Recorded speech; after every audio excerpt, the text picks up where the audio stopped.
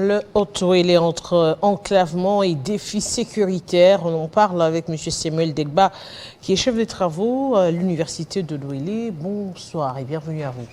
Bonsoir, madame. C'est un réel plaisir de vous recevoir ici sur ce plateau. On revient quand même sur la question, cette question d'actualité. Un nouveau chef du gouvernement aujourd'hui.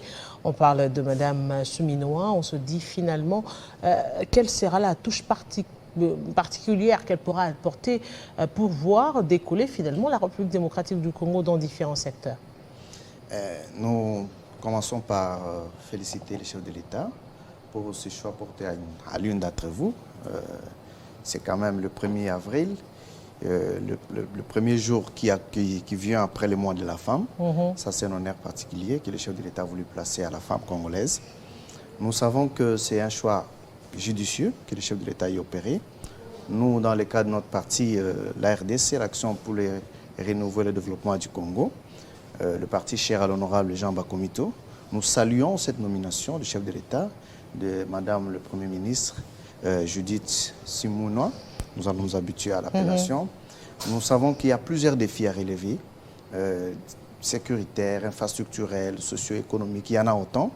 Nous faisons foi que d'emblée, dans 5 ans, dans 2 ans, 3 ans, nous allons voir les réalisations qui vont devoir transformer le vécu quotidien des Congolais pour que nous quittions les stades actuels et que nous ayons une avancée pour que les choses marchent dans ce pays. On va parler justement de cet aspect économique, social, économique, justement, en République démocratique du Congo, qui est un défi réel, mais un défi majeur. Aujourd'hui, si on est l'intérieur de la République démocratique du Congo, on verra qu'il y a un sérieux problème d'infrastructure routière, par exemple, où la plupart des provinces ne sont pas reliées. Il y a un problème de traitement régulier des routes.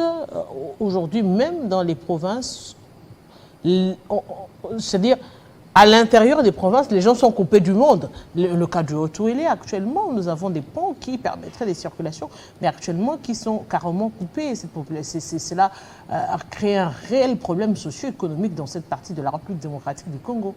Justement, madame, vous savez, je viens franchement du Haut-Ouélé. Pour prendre un vol direct Siro-Kinshasa, ça devait compliqué, voire difficile. Il faut faire des milliers de kilomètres, il faut aller dans 2 pays africains. Il faut aller en Ouganda, passer par l'Éthiopie et atterrir à Kinshasa. C'est quand même très ridicule pour notre pays et surtout pour notre province aussi parce que déjà dans le Haut-Ouélé, pour quitter Isiro, aller à Ouacha, ça devient un sérieux problème. Il y a des ponts qui se sont effondrés il y a à peine 2, 3, 6 mois et les choses sont restées comme ça. Nous savons que voilà, maintenant on a Madame le Premier ministre qui est là. Je crois que ce sont parmi les défis, les priorités pour notre province. Parce que déjà, ici au Ouacha, c'est aux alentours de 300 quelques kilomètres. Mais déjà, c'est difficile d'atteindre. Il faut parcourir, passer par Faradje, Dungu, Nyangara pour arriver ici. C'est déjà un problème, déjà à ce niveau-là. Je crois que ça impacte négativement sur le vécu quotidien. Ça impacte sur le prix des denrées alimentaires. Ça impacte sur les produits de première nécessité, qui d'ailleurs, du reste, sont importés de l'Ouganda et du Kenya. Et vous voyez, la voie d'entrée, c'est plus l'Ituri, vers Aru, Ariwara. Donc, il y a plein de questions qui attendent Madame la Première ministre. Je crois qu'elle va s'y mettre. Nous avons appris que c'est quelqu'un qui est expérimenté dans les domaines de la planification des développements. Et je crois sûrement qu'on pourra voir des changements les jours prochains. C'est également des notes aussi de la responsabilité de la province. Aujourd'hui, on se dit finalement quelle identité, quel chef pour mener à bon port cette partie de la République démocratique du Congo. On le dit en même temps qu'on parle des frontières de la RDC qui pourraient aussi être un avantage quand même parce qu'on le dit aujourd'hui, admettons, déjà pour quitter, pour Isiro Kinshasa, vous devez passer par l'Ouganda, l'Éthiopie. On voit également, vous êtes desservi par ces autres pays qui viennent fournir la République démocratique du Congo en denrées alimentaires. On se dit aujourd'hui, qu'est-ce qui manque finalement à cette province d'éclore au finish? Justement, vous avez touché le point qui fait mal qui fait mal quand même. Voir la province comme les Haut-Touélé, rester là où elle est, ça fait quand même très mal. Parce que sur le plan des ressources que la province du Haut-Touélé a, on ne peut pas se retrouver là où nous sommes. C'est un problème de leadership. Tout développement doit commencer par celui qui conduit le développement, celui qui amène la vision. Et les 5 années passées, nous avions eu un gouvernement provincial qui a fait ce qu'il a pu faire, mais en fait, jusqu'à présent, la ville d'Issoro n'a pas un mètre d'asphalte. Et pourtant, on a un géant minier dans la province qui se trouve être Kibali Gold Mine. Et quand vous voyez aussi d'autres recettes que les Haut-Touélé produits, vous allez vraiment vous rendre compte que c'est un problème de leadership. C'est comme ça qu'avec l'appui du chef de l'État, avec aussi l'avènement du Premier ministre et le nouveau gouvernement qui va être mis en place bientôt, nous sommes rassurés que bientôt le gouvernement sera mis en place parce que le chef de l'État, déjà à partir de son discours d'investiture, il a parlé de 6 axes prioritaires. Je crois que ces axes-là vont toucher aussi la province du Haut-Touélé. Et avec un nouveau management, un nouveau leadership dans le Haut-Touélé, sûrement nous avons espoir que ça va marcher parce que nous savons que la nouvelle équipe qui sera mise en place par le gouvernement et les institutions au niveau de l'Assemblée nationale, les bureaux de l'Assemblée qui seront installés et les gouvernements provinciaux avec les élections de gouverneurs, les ministres provinciaux, tout ce monde-là vont se mettre en action pour que les Haut-Touélé quittent l'État actuel et vers un État qui mérite Et on parle quand même de l'Ituri. L'Ituri également, on s'est dit, vous avez évoqué toutes ces capacités qui peuvent donner à la province quand même une image un peu plus reluisante quand même. Mais la question d'insécurité également, c'est un réel problème de ce côté-là. Alors que, par exemple, vous avez le vice-ministre de la Défense qui est ressortissant de l'Ituri de ce côté-là. On se dit finalement, est-ce que ce ne serait pas finalement prioritaire de résoudre la question sécuritaire en amont pour parler développement après? Justement, bon, ce sont des questions qui vont de pair, qui sont des questions qui viennent de manière combinée. On ne peut pas laisser le développement et prendre que les aspects sécuritaires. Mais les aspects sécuritaires sont vraiment des casse-têtes parce que quand il y a l'insécurité, la population ne sait pas se déplacer. Mais la question n'est pas très visible, n'est pas trop pertinente, n'est pas trop fort dans les Haut-Touélé. Les Haut-Touélé est légèrement assez calme parce que la question sécuritaire qui prime dans les Haut-Touélé, c'est la question du peuple transhumant Mbororo. C'est eux qui sont dans le territoire de Niangara, un peu une partie des Dungu, un peu Faradje, qui sèment un peu l'insécurité, mais il y a un peu la calmie. Je crois quand même que ce sont des questions qui doivent être traitées au même moment. Au même moment, en fait, parce que si on restaure la paix et qu'il n'y a rien comme production, il n'y a rien comme infrastructure, il n'y a rien comme... C'est proche de la sécurité vont ressusciter. Ça peut revenir d'une manière ou d'une autre. Donc il faut traiter les questions de manière générale et de manière combinée pour amener une solution durable et amener une économie vers un développement de notre pays. Est-ce que ce ne serait finalement pas le contraire, que les développements viennent de l'intérieur pour impulser la capitale, en lieu et place de penser que Kinshasa peut implémenter l'intérieur du pays, donner l'impulsion pour un développement?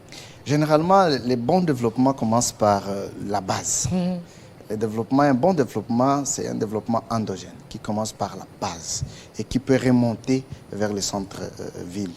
Si nous réfléchissons qu'en termes de Kinshasa et revenir vers l'intérieur, je crois que c'est comme ça qu'il crée même que jusqu'aujourd'hui, là, il y a plein de gens qui rêvent vivre à Kinshasa. Exactement. Et quand vous voyez déjà la densité de la population à Kinshasa, ça laisse à désirer. Donc il y a plein d'espaces à l'intérieur du pays où les gens peuvent aller travailler et créer des ressources, créer des richesses, et ça fait beau vivre là-bas. Nous vivons à l'intérieur, mais je ne crois pas que nous pouvons beaucoup trop envier ici à Kinshasa. Quand même, je pense qu'on peut renverser la pyramide pour dire qu'il faut commencer à la base et remonter vers les centres-villes. Mais comment capitaliser justement ces frontières que nous partageons avec ces autres pays? Parce qu'on se dit finalement, c'est vrai, comme vous le dites, les gens rêvent de Kinshasa, mais alors que Kinshasa, par exemple, on ne peut plus enclaver, on va le dire comme ça. Nous n'avons que Brazzaville, alors que, par exemple, si vous allez à Lubumbashi, vous avez la possibilité d'entrer en Zambie, en Tanzanie et dans d'autres pays. Et si vous allez dans le Haut-Touélé, vous avez la possibilité d'entrer vers Ouganda, vers le Kenya et autres. On se dit finalement, est-ce que ce n'est pas un management, un leadership avec, une dose de management pour réveiller finalement ces provinces et leur faire voir aussi que vous n'avez par exemple rien à envier à la capitale, vous pouvez capitaliser autrement les provinces. On prendra l'exemple des Kasaï, Kasaï central et autres qui ont des ouvertures vers Luanda, Luanda qui a des ouvertures vers par exemple le Brésil et autres. Donc c'est peut-être d'autres cultures, d'autres diversités qui pourraient être capitalisées pour le bonheur de la République démocratique du Congo. C'est ça justement, Madame Alerte, c'est là où je parle de leadership. Quand on a une vision, on sait voir plus loin. On ne regarde pas que devant soi, on regarde 5, 10, 20 ans. Ça signifie que la position géographique du Haut-Ouélé fait en sorte qu'on a l'Ouganda, on a le Sud-Soudan au même moment. Et le Sud-Soudan, bien qu'on est aussi en difficulté un tout petit peu, mais le Sud-Soudan, c'est une porte. Vous partez du Sud-Soudan, vous entrez dans le sud du Soudan et vous allez vers l'Égypte.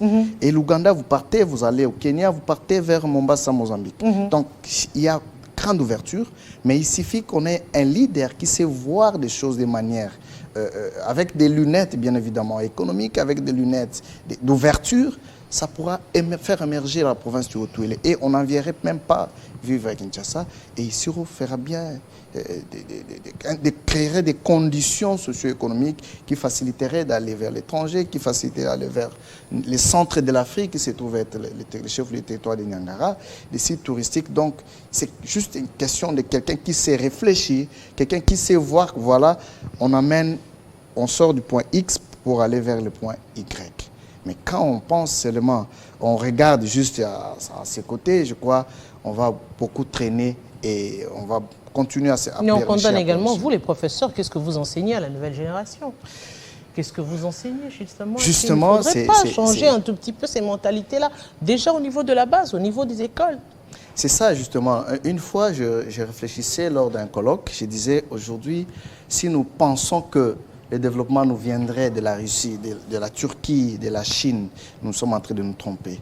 Nous avons toutes les potentialités dans notre pays. Il suffirait que le système éducatif soit un tout petit peu aménagé pour ramener la réflexion sur les étudiants, sur les élèves, leur dire voilà, vous-même vous pouvez mieux faire avec tout ce que vous avez à vos côtés. Vous pouvez mieux faire. C'est-à-dire amener les gens à pouvoir réfléchir pas dans l'aspect de l'attentisme. Donc, trouver des solutions. Vous verrez quelqu'un qui est dans un endroit où il est plus concentré, qui pourrait développer par exemple le commerce un peu plus, voilà. Mais il rêve de faire le droit. Donc, c'est aussi une question de planification dans les domaines de l'éducation, de la formation. C'est-à-dire on accumule plus les théories que la pratique. Aujourd'hui, par exemple, on a plusieurs politologues, on a plusieurs juristes, on a plusieurs économistes. Mais parfois, vous ne voyez pas les réalisations sur le terrain. Mais si on apprenait, par exemple, les étudiants, les élèves, à pouvoir faire des choses pratiques par rapport, répondant aux besoins de notre communauté, dans l'entrepreneuriat actif, l'entrepreneuriat qui permet à résoudre les problèmes de nos sociétés, je crois bien on n'envierait moins la Chine, on n'envierait pas la Turquie, nous allons résoudre nos problèmes. Et peut-être comme le Brésil, aujourd'hui nous envions l'Inde, nous envions les autres pays, le Pakistan, c'est la réflexion dans la résolution des problèmes, d'abord par nous-mêmes. Un message à toute la population, surtout vos étudiants, qui vous suivent depuis le Haut-Ouélé. Voilà. Je crois que nous sommes en train d'envisager, je suis cofondateur du parti Action pour les renouveaux et le développement du Congo, cher au sénateur Jean Bakomito. Et nous sommes en train d'envisager beaucoup de choses pour les Haut-Ouélé. Ce n'est pas encore le moment d'en parler parce qu'il est candidat gouverneur. Et les réalisations que notre parti a eu à battre dans la grande province orientale, quand vous regardez la grande province orientale, et même selon l'histoire, même depuis 1960, je n'étais pas connu, mais je crois qu'il n'y a pas eu une formation politique qui a eu autant de députés nationaux que nous. Nous avons eu 7. Quand bien même on a connu un problème d'invalidation de lui-même le président. Certainement, nous faisons foi à la justice, à la Cour constitutionnelle, en erreur matérielle. Je crois que ces sièges pourraient être retournés à notre parti. Et quand vous voyez les records battus au niveau des élus provinciaux aussi, dans la province du Haut-Ouélé, dans la province de la Chopo, pour les comptes de la Grande Orientale, il y a quand même quoi, c'est dire, voilà, c'est une première force politique. Et lui-même, le président Jean Bakomito, c'est pas quelqu'un qui est tiré du néant. C'est un ancien président de la commission PAJ du Sénat. Et on a plusieurs fois ancien conseiller dans le ministère ici national. C'est quelqu'un qui a un profil et nous disons quand même que nous avons pas mal de choses à réaliser pour la province. Et c'est un visionnaire, c'est quelqu'un qui sait voir, qui s'est projeté dans un avenir pour amener les Haut-Touélé à se relever des défis qui bloquent le développement dans notre province. Et nous rappelons d'ailleurs que sa candidature a été retenue par la centrale électorale, donc ce qui annonce déjà les préparatifs pour justement mener cette campagne pour ce poste de gouverneur de Haut-Touélé, justement. On parle de monsieur, du sénateur Jean Bakomito. Samuel Degba, grand merci à vous. Merci Madame Alerte. Aimables téléspectateurs, vous l'avez compris, Kinshasa Direct, c'est fini. Dans quelques instants, la grande édition du journal avec nous. On va se retrouver très prochainement sur Télé 50, bien sûr.